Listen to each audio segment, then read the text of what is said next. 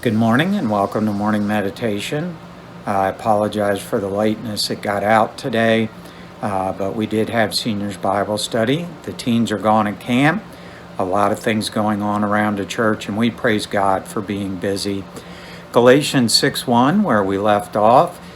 Brethren, if a man be overtaken in a fault, ye which are spiritual, restore such an one in the spirit of meekness, considering yourself, lest you also be tempted.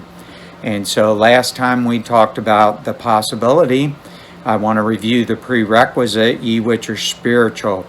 Galatians 5:16 says we need to be walking in the Spirit. Galatians 5:19 talks about not practicing the works of the flesh. And of course, what we just finished up on, Galatians 22 through 23, the proofs of being filled with the Spirit, the fruit of love, joy, peace, so on and so forth. What a tricky spot, but the Bible nevertheless commands us to help restore people. Why? Because people do backslide. People do slip and fall. People do make mistakes. We all make mistakes. And too often we make the Christian life out to be mistake-free after salvation. That just is not the case. We all need somebody to pick us up. And the Bible talks about two are better than one.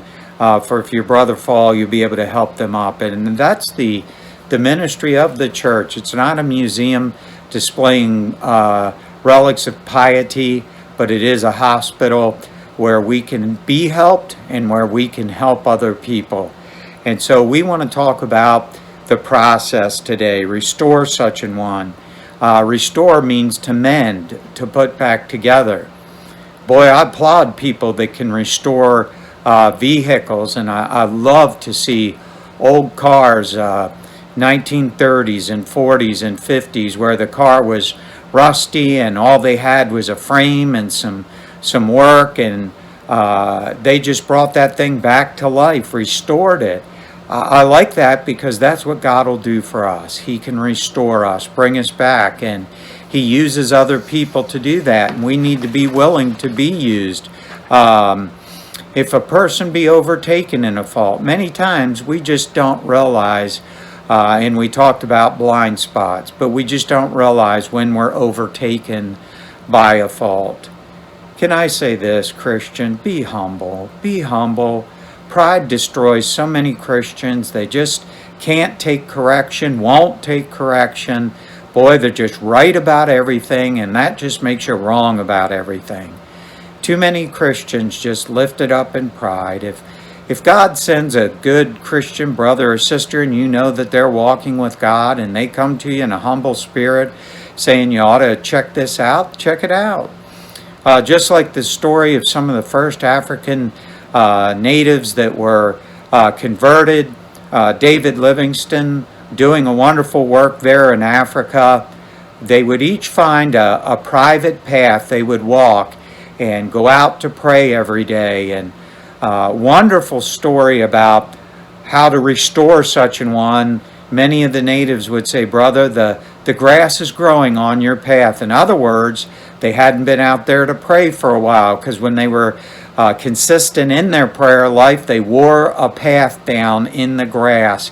It was easy to tell who was walking with God and maybe who was slipping a little bit because the grass was growing on their path.